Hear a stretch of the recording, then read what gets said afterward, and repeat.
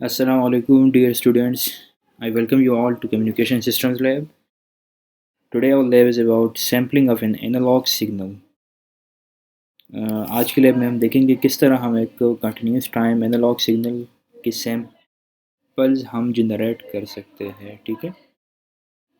Talking about signal processing, हमें अक्सर ज़रूरत पड़ती है कि हम एक कंटिन्यूस सिग्नल को डिस्क्रीट सिग्नल में कन्वर्ट कर लें, ठीक है। अब इसको कंटिन्यूस टाइम सिग्नल को डिस्क्रीट टाइम सिग्नल में कन्वर्ट करने के लिए हम क्या करते हैं, एक प्रोसेस हम करते हैं जिसको हम कहते हैं सैम्पलिंग, ठीक है। इसमें हम जो अपना कंटिन्यूस टाइम सिग्नल है उसको हम रिड्यूस कर लेते हैं डिस्क्रीट टाइम सिग्नल में और इसके हम सैम्पल्स बना लेते हैं, ठीक है। लेट सपोज आपके पास एक क्या कह ले, एक ब्रेड है आपके पास। लेट सपोज ब्रेड है, ब्रेड के हम क्या कर ले, इसकी पीसीस बना लें। अभी हर एक पीस क्या है, इस ब्रेड का एक सैंपल है, ठीक है। इसी तरह हम सिग्नल के क्या कर लेते हैं, इसको पीसेस में डिवाइड कर लेते हैं।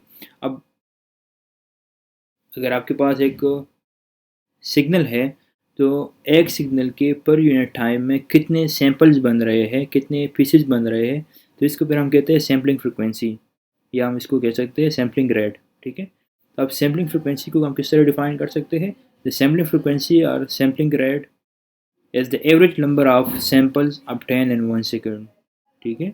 या सिंपली हम कह सकते हैं कि सैंपल्स पर second is equal to sampling frequency या सैंपल रेट। अच्छा, अगर प्रैक्टिकली आपने कोई प्रोजेक्ट वगैरह बनाना है और इसमें आपको सैम्पलिंग की ज़रूरत है, तो सैम्पलिंग आप किस तरह कर सकते हैं, इसके लिए फिर आप एक डिवाइस यूज़ कर सकते हैं जिसको हम कहते हैं ADC। It stands for analogue to digital converter, ठीक है।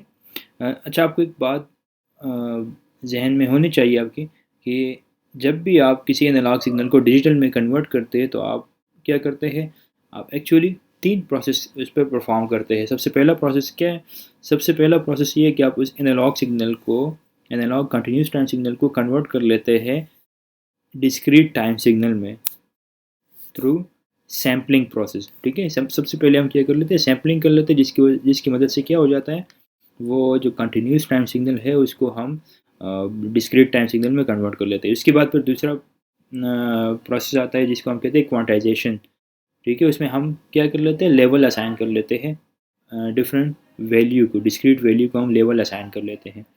और आखिर में फिर हमारे पास एक स्टेप आता है जिसको हम कहते हैं एनकोडिंग। और ये तीनों स्टेप करने के बाद क्या हो जाता है, हम एक एनालॉग सिग्नल को डिजिटल में कन्वर्ट कर सकते हैं। तो सैम्पलिंग जो है ना, वो आपका पहला बिल्डिंग ब्लॉक है अगर आपने किसी एनालॉग सिग्नल को डिजिटल में कन्वर्ट करना है, ठीक है। तो ये ADC कन्वर्टर जो है इसको आप यूज़ कर सकते हैं किसी भी प्रोजेक्ट वगैरह में जहाँ पर आपको डिस्क्रीट टाइम सिग्नल चाहिए होगा, और यही ADC कन्वर्टर आपके लिए सैम्पलिंग परफॉर्म करके देगा, ठीक है। अच्छा, अब जो सैंपल सिग्नल आपके पास मिलता है, सैंपल सिग्नल असल में क्या होता है, it is actually the discrete time and discrete value representation of your analogue signal. कैसे, लेट्स सपोज आपके पास ये जो ब्लैक नज़र आ रहा है ये आपके पास एनालॉग सिग्नल है, राइट। और ये रेड जो आपके पास नज़र आ रहा है ये आपके पास सैंपल सिग्नल है। अगर आप इस रेड को देख लें, ये रेड लाइंस को देख लें, तो ये क्या कर रहा है, ये आपके पास वो जो एनालॉग सिग्नल है उसकी रिप्रेजेंटेशन है असल में। लेकिन क्या है, ये कंटिन्यू नहीं है, डिस्क्रीट टाइम है। टाइम में डिस्क्रीट वैल्यू से एक स्पेसिफिक टाइम पे ये सैम्पल जो है ना वो एग्जिस्ट कर रहा है। और डिस्क्रीट वैल्यू है, मतलब कंटिन्यूसली इसमें कोई वैल्यू आपको नज़र नहीं आएगा, एक वैल्यू यहाँ पर है, एक वैल्यू यहाँ पर है, एक वैल्यू यहाँ पर है, ठीक है। तो ये आपका जो सैम्पल सिग्नल है, it is actually the discrete time and discrete value representation of your analogue signal, ठीक है। अब सैम्पलिंग के डिफरेंट टाइप्स है, अब यहाँ पर देख सकते हैं। पहला जो आपका टाइप है ये है आइडियल सैम्पलिंग, दूसरा है natural sampling, flat top sampling, right. Ideal sampling में क्या है, आपके पास एक स्पेसिफिक इंस्टेंट ऑफ टाइम पे आपके पास क्या एक सैम्पल जनरेट हो जाता है, जो कि प्रैक्टिकली पॉसिबल नहीं है। आप कभी, मतलब कभी भी एक स्पेसिफिक इंस्टेंट ऑफ टाइम पे आप क्या कर सकते हैं, सैम्पल बना नहीं सकते, इसलिए हम इसको आइडियल सैम्पलिंग कहते हैं, ठीक है। थ्योरेटिकली है ये। दूसरी साइड पे अगर आप दूसरा टाइप जो है वो है नेचुरल सैम्पलिंग। नेचुरल सैम्पलिंग में क्या होता है, आप सैंपल बना लेते हैं, ये एक सैंपल है, यहाँ से लेकर यहाँ तक, ये एक सैंपल है, ठीक है। सैंपल आपने बना लिया। अब ये सैंपल जो है ना, इसका जो सैंपल का जो हेड है वो क्या करता है, ये असल में आपका जो एनालॉग सिग्नल है उसके एम्पलीट्यूड के पाथ को फॉलो करता है, ठीक है। जहाँ पर इसका एनालॉग सिग्नल का एम्पलीट्यूड कम है तो वहाँ पर इसका भी टॉप पे एम्पलीट्यूड कम होगा, और जितना मतलब एनालॉग सिग्नल का एम्पलीट्यूड ज़्यादा हो रहा है तो इसका भी ज़्यादा हो रहा है। मतलब कि जो भी एनालॉग सिग्नल के जो भी पाथ होगा उसी को ये इसका हेड फॉलो करेगा। आखिरी टाइप जो है ये है फ्लैट टॉप सैम्पलिंग। मतलब इसमें जो आप सैंपल बनाते हैं वो सैंपल तो बन जाता है, लेकिन इसका जो हेड है वो आपके जो एनालॉग सिग्नल है उसके पाथ को फॉलो नहीं करता। मतलब इसका हेड हमेशा क्या होगा, फ्लैट होगा, ठीक है। तीन टाइप हो गए, ideal sampling, natural sampling and flat top sampling. अच्छा, अब अगर आपने सैम्पलिंग पर मतलब सैम्पलिंग करनी है किसी भी सिग्नल, एनालॉग सिग्नल के, तो इसके लिए आपने एक प्री डिफाइंड एक क्राइटेरिया है जो कि शेनन ने डिफ़ाइन किया हुआ है, और इसको आपने फॉलो करना होगा अगर आपने किसी भी सिग्नल को मतलब इसके सैंपल आपने जनरेट करने हैं। अब शेनन क्राइटेरिया क्या कहता है, शेनन कह रहा है कि लेट सपोज अगर आप किसी भी एनालॉग सिग्नल के सैंपल्स बना रहे हैं, ठीक है। अब इसके लिए आपने क्या करना होगा, आपने एनालॉग सिग्नल की जो भी हाईएस्ट फ्रिक्वेंसी एग्जिस्ट कर रही है तो आपने उसको देखना है कि उसकी हाईएस्ट फ्रिक्वेंसी क्या है एनालॉग सिग्नल की, ठीक है। लेट सपोज आपका जो एनालॉग सिग्नल है उसकी हाईएस्ट फ्रिक्वेंसी जो है वो है 5 हर्ट्ज़, राइट। तो अब शेनन कह रहा है कि अगर आपने इसी तरह आपको एनालॉग सिग्नल की हाईएस्ट फ्रिक्वेंसी पता चल गई कि 5 हर्ट्ज़ का सिग्नल है मेरे पास एनालॉग, और इसके मैंने सैंपल बनाने हैं, तो इसके लिए फिर आपकी सैम्पलिंग जो फ्रिक्वेंसी है, जो सैंपल रेट हमने स्टार्टिंग में डिस्कस किया कि जो सैम्पलिंग रेट है वो आप कितना होना चाहिए, जो आपकी एनालॉग सिग्नल की जो मैक्सिमम फ्रिक्वेंसी है उसकी डबल के बराबर या उसकी डबल से भी ज़्यादा होनी चाहिए, ठीक है। लेट सपोज अगर आपके एनालॉग सिग्नल की फ्रिक्वेंसी 5 हर्ट्ज़ है तो आपकी सैम्पलिंग रेट या तो 10 हर्ट्ज़ होनी चाहिए या 10 हर्ट्ज़ से ज़्यादा होनी चाहिए, ठीक है। अब इस केस में क्या होगा, इस केस में जो आप सैम्पलिंग करेंगे तो आपका जो सैंपल्स बनेंगे वो बिल्कुल एग्जैक्ट आपके पास जो एनालॉग सिग्नल होगा उसकी रिप्रेजेंटेशन होगी, ठीक है। और अगर आप उससे फिर दोबारा से अपने एनालॉग सिग्नल को रिकन्स्ट्रक्ट करना चाहते हैं तो आप आसानी से उसको रिकन्स्ट्रक्ट कर सकते हैं। ऑन द अदर हैंड अगर आप इस शेनन थ्योरम को फॉलो नहीं करेंगे तो सबसे पहले तो आपके पास जो सैंपल बनेंगे वो आपके एनालॉग सिग्नल की रिप्रेजेंटेशन नहीं होगी, आपके एनालॉग सिग्नल को सही तरीके से रिप्रेजेंट नहीं कर पा रही होगी, ठीक है। और सेकेंडली क्या होगा, जब आप उस सैंपल सिग्नल से दोबारा अपना एनालॉग सिग्नल बनाएंगे तो वो आप उससे मतलब रिकन्स्ट्रक्ट नहीं कर पा सकेगी, ठीक है। क्योंकि वहाँ पर क्या होगा, सैंपल कम होंगे और सैंपल कम होने की वजह से आपका जो डेटा है वो लॉस हो सकता है। तो अब शेनन क्या कह रहे हैं इसको हम देखते हैं। According to Shannon theorem, a signal can be accurately reconstructed from its samples if the samples are taken at the frequency greater than twice than that of the highest frequency of the signal। वही बात है जो मैंने कही कि अगर आपके पास analogue signal की maximum frequency let's suppose 5 hertz है तो आपकी जो सैम्पलिंग फ्रिक्वेंसी है उसकी कितनी होनी चाहिए, 5 × 2 10 हर्ट्ज़। तो या तो 10 हर्ट्ज़ के बराबर होनी चाहिए या 10 हर्ट्ज़ से ज़्यादा होनी चाहिए, ठीक है। अब हम देखते हैं मैटलैब पे हम इसको किस तरह मतलब परफॉर्म कर सकते हैं। अब सबसे पहले हम एक एनालॉग सिग्नल ले लेते हैं। एनालॉग सिग्नल क्या है हमारे पास एक क्या कहते हैं, एक साइन सिग्नल हमने लिया हुआ है 5 हर्ट्ज़ का। ये देख ले साइन सिग्नल है और 1 2 3 4 5 साइकिल है, तो मतलब 5 हर्ट्ज़ का सिग्नल है। तो हमने क्या किया, 5 हर्ट्ज़ का सिग्नल है और सैम्पलिंग रेट हमने 5 किलो हर्ट्ज़ लिया हुआ है, मतलब कि हम शेनन थ्योरम को फॉलो कर रहे हैं, ठीक है। और हमने सिग्नल जनरेट कर दिया, x = sin 2π/ft, टाइम हमने डिफाइन कर दिया, और फिर उसके बाद हमने प्लॉट कर दिया, प्लॉट टी एक्स, मतलब x को t पे प्लॉट कर दो, ठीक है। इसके बाद फिर हमने टाइटल यूज़ किया हुआ, टाइटल क्या है, ये जो आपके पास ग्राफ नज़र आ रहा है यहाँ पर ऊपर जो कंटिन्यूस साइनसॉइडल सिग्नल नज़र आ रहा है, ये this is actually the title of this graph. तो टाइटल हमने डिफ़ाइन कर दिया यहाँ पर। फिर एक्स लेवल है, एक्स लेवल हमने यहाँ पर डिफ़ाइन कर दिया। फिर वाई लेवल डिफ़ाइन करने के लिए हमने यूज़ किया हुआ है, ठीक है। अब इसके बाद हमने क्या करना है, यहाँ पर हमने दो मतलब केसेस लिए हुए। एक केस में हमने क्या किया हुआ है, शेनन को हमने फॉलो किया हुआ है जो शेनन की रिक्वायरमेंट है कि आपकी जो फ्रिक्वेंसी है, सैम्पलिंग रेट है, वो आपकी मैक्सिमम फ्रिक्वेंसी के डबल के बराबर या उससे ज़्यादा होनी चाहिए, वही हमने फॉलो किया हुआ यहाँ पर।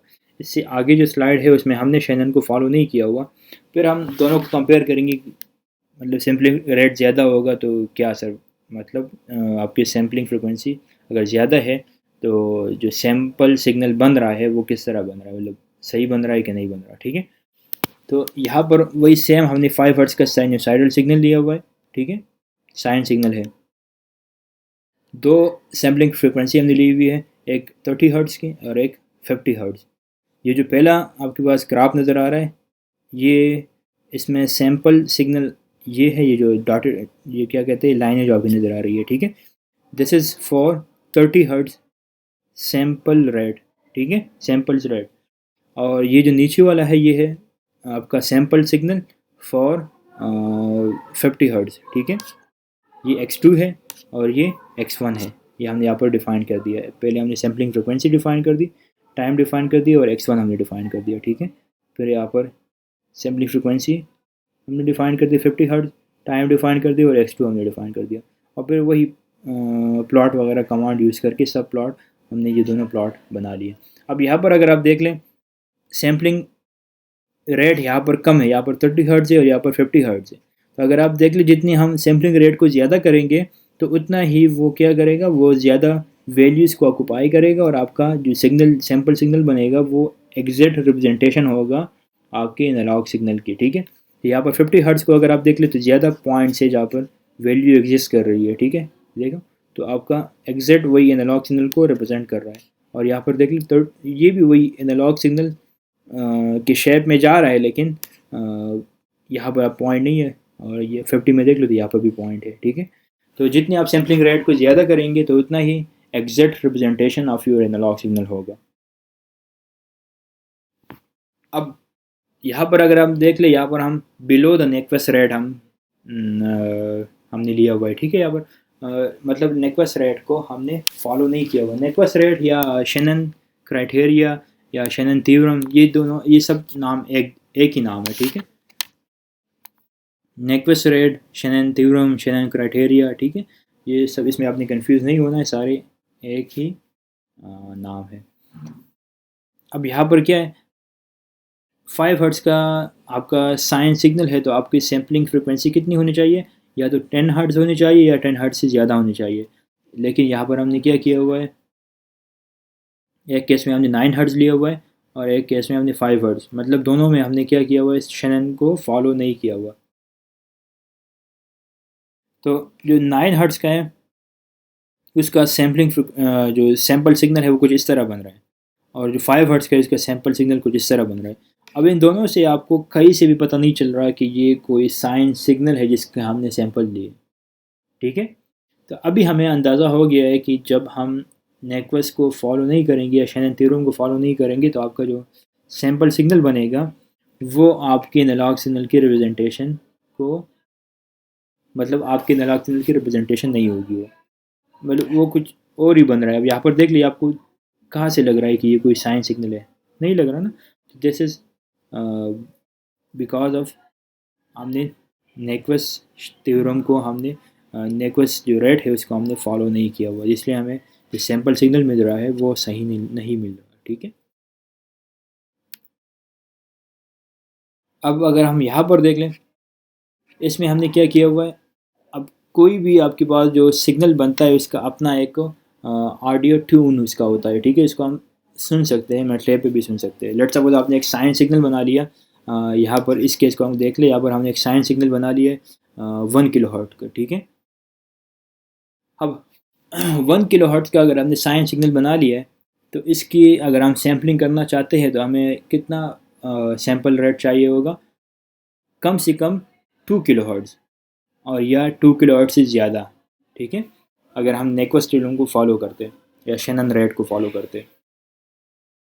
तो हमने यहाँ पर दो केसेस लिए हुए हैं, ठीक है। एक में हमने नेक्वेस्ट को फॉलो किया है, शेनन को, और एक में हमने फॉलो नहीं किया हुआ। अगर 1 किलो हर्ट्ज़ का सिग्नल है तो इसके लिए हमने एक सैम्पलिंग रेट 20 किलो हर्ट्ज़ लिया हुआ है, ठीक है। और दूसरे केस में हमने 1.5 किलो हर्ट्ज़ लिया हुआ है। तो मतलब 1.5 किलोहर्ट्ज़ में ये शैनन रेट को हम फॉलो नहीं कर रहे यहाँ पर, लेकिन यहाँ पर हम इसको फॉलो कर रहे हैं, ठीक है। तो अब क्या है, एक तो हमने 20 किलोहर्ट्ज़ पे सैम्पलिंग कर दी और इसको हमने x1 में सेव कर दिया, एक हमने 1.5 किलोहर्ट्ज़ पे सैम्पलिंग कर दिया, इसको हमने x2 पे सेव कर दिया, ठीक है। उसके बाद फिर हमने प्लॉटिंग वगैरह की तो आपके पास ये ग्राफ आ गया। तो ये ब्लू वन जो है, this one is for 20 kilohertz sample rate, और ये ग्रीन वन जो है ये for 1.5 kilohertz sampling rate, right. अब इसके बाद फिर हमने एक साउंड SC कमांड है जिसकी मदद से हम क्या कर सकते हैं, किसी भी सिग्नल का जो ऑडियो है वो हम सुन सकते हैं, ठीक है। और इसके बाद फिर पॉज 3 मतलब 3 सेकंड का डिले आएगा, उसके बाद दोबारा से x2 का हमने सुन लिया। अब यहाँ पर x1 में हमने क्या स्टोर किया हुआ है, वो सिग्नल स्टोर किया हुआ है जो हमने 20 किलोहर्ट्ज़ सैम्पलिंग रेट पे हमने इसको सैम्पल किया हुआ है, ठीक है। और इसमें हमने नेक्वस को फॉलो किया हुआ है, लेकिन जो x2 में हमने स्टोर किया हुआ है वहाँ पर हमने नेक्वस थ्योरम या शैनन थ्योरम को हमने फॉलो नहीं किया हुआ, ठीक है। तो जो हमें आवाज़ें सुनाई देगी, दो आवाज़ें हमें सुनाई देगी। जो फर्स्ट वन होगी वो x1 की आवाज़ होगी और सेकंड वन x2 की आवाज़ होगी। जो x1 की आवाज़ है उसमें हमने क्या किया हुआ है, शैनन को फॉलो किया हुआ है, तो वहाँ पर जो आपको मतलब आवाज़ सुनाई देगी तो वो एग्जैक्ट वही साइन सिग्नल की आवाज़ होगी जो कि 1 किलोहर्ट्ज़ का सिग्नल है, जो हमने स्टार्टिंग में यहाँ पर उसकी फ्रिक्वेंसी 1 किलोहर्ट्ज़ डिफाइन किया हुआ है, ठीक है। एग्जैक्ट वही 1 किलोहर्ट्ज़ का आवाज़ आपको सुनाई देगी। लेकिन अगर आप इसके बाद जो दूसरा आवाज़ आपको सुनाई देगी 3 सेकंड डिले के बाद, तो वो उसके जो टून होगा वो डिफरेंट होगा। अब डिफरेंट क्यों होगा? डिफरेंट इसलिए कि यहाँ पर हमने शैनन थ्योरम को फॉलो नहीं किया हुआ। अब ये जो 1500 हर्ट्ज़ जो हमने सैम्पलिंग रेट लिया हुआ है, ये अगर हम शैनन को फॉलो करते हैं तो ये 750 हर्ट्ज़ के सिग्नल के लिए ये परफेक्ट सैम्पलिंग रेट है। लेकिन 750 से अगर आप आगे जाएंगे तो ये शैनन थ्योरम को आप फॉलो नहीं कर पा रहेंगे, ठीक है। तो इसलिए फिर ये जो 1500 के लिए जो आपको आवाज़ सुनाई देगा ये डिफरेंट आवाज़ होगा। असल में वो आवाज़ आपके 1 किलोहर्ट्ज़ साइन सिग्नल की आवाज़ नहीं होगी, वो होगी 750 हर्ट्ज़ का जो साइन सिग्नल होगा उसकी आवाज़ आपको सुनाई देगी, ठीक है। तो इसलिए आपके पास दो डिफरेंट आवाज़ें सुनाई देगी। इससे भी आपको पता चल जाएगा कि अगर आप नेटवर्क को फॉलो नहीं करेंगे तो आपका जो ऑडियो में भी चेंज आ सकता है, ठीक है।